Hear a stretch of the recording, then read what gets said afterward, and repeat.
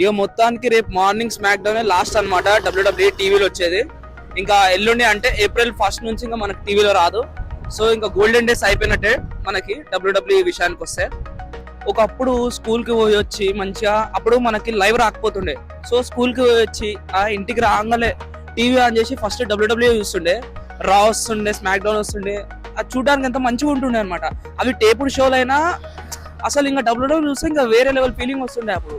So ఆ time నుంచి ఇప్పుడు సడన్ గా డబ్ల్యూడబ్ల్యూఈ టీవీలో రాదంటే ఇంకా అసలు అది నిజం అనిపిస్తలేదు ఇంకా ఆ మాట. కాకపోతే ఇంకా అదే నిజము. నన్ను అడిగితే డబ్ల్యూడబ్ల్యూఈ నుంచి ఇది ఒక పెద్ద రాంగ్ మూవ్. ఎందుకంటే టీవీలో చూసినంత ఫ్రీడమ్ గా, టీవీలో చూసినంత బెటర్ గా మనం ఓటీటీలో చూడలేము. ఓటీటీలో చూస్తే ఏంటంటే ఇంకా ఓటీటీ ఓపెన్ చేసి చూడాలంటే అసలు నిజం చెప్పాలంటే చాలా మంది చూడరు. అట్లా ఇంకా ఆశలు వదిలేసుకుంటారు డబ్ల్యూడబ్ల్యూఈ మీద.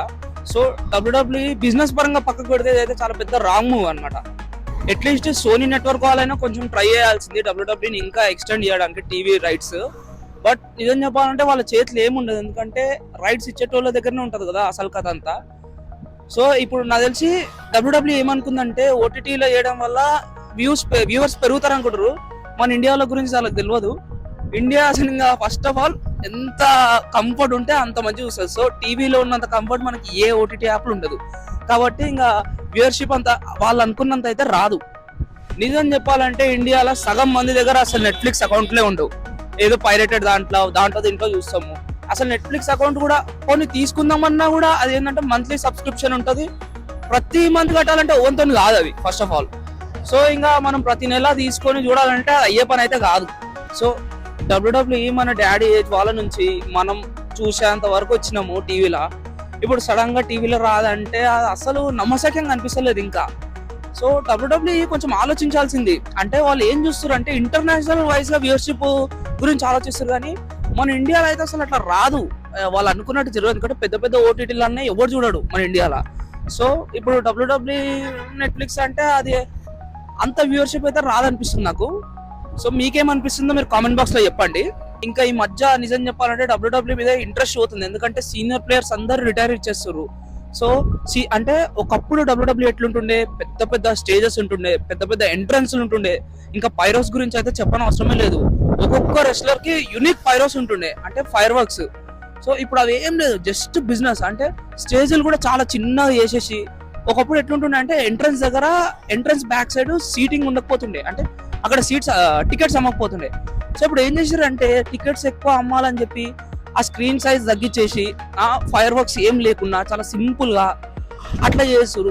ఇప్పటికే ఇంట్రెస్ట్ వస్తలేదు చూడాలంటే. ఏదో ఇంకా కొంచెం ర్యాండీ ఆర్టన్, జాన్ సీనా, ఇంకా ఈ మధ్య పెద్ద స్టార్ అంటే ఇంకా Roman Reigns, Seth Rollins, CM Punk, ఇంకా వీళ్ళున్నారు కాబట్టి చూస్తున్నారు. కానీ నన్ను అడిగితే మాత్రము ఈ లెజెండ్స్ కూడా రిటైర్ అయిపోయినాక వ్యూవర్షిప్ ఇంకా ఘోరంగా పడిపోతుంది డబ్ల్యూడబ్ల్యూఈకి. అది ఆల్ ఓవర్ కంట్రీ పడిపోతుంది ఒక్కసారి లెజెండ్స్ రిటైర్ అయిపోతాయి. సో ఇట్లాంటప్పుడు ఏం చేయాలి, ఎంత వరకు వీలైతే అంత ఆడియన్స్ కి సపోర్టివ్ ఉండేటట్టు చూడాలి ఏ నెట్వర్క్ అయినా సరే. కానీ వీళ్ళు తీసుకుంటున్న ప్రతి స్టెప్ ఈ మధ్య రాంగే తీసుకుంటారు. సో ఇంకా చూడాలి మనం నెక్స్ట్ కమింగ్ వీక్స్ లో ఏమవుతుందో. ఇప్పుడు అసలే రెసిల్మేనియా సీజన్ 1 వీక్ కూడా లేదు రెసిల్మేనియా.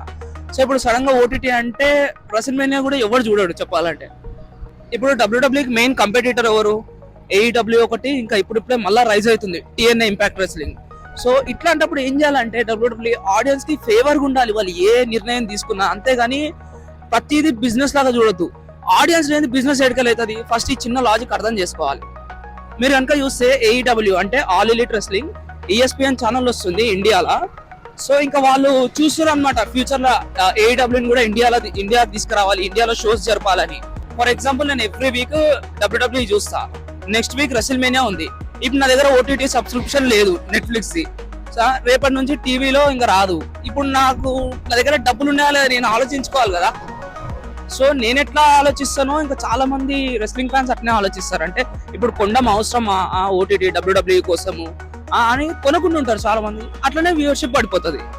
సో ఇంకా ఎవరైనా డబ్ల్యూడబ్ల్యూఈ చూడాలనుకున్న వాళ్ళు రేపు మార్నింగ్ చూసేయండి లాస్ట్ స్మాక్ డౌన్. ఇంకా టీవీలో రాదు కదా.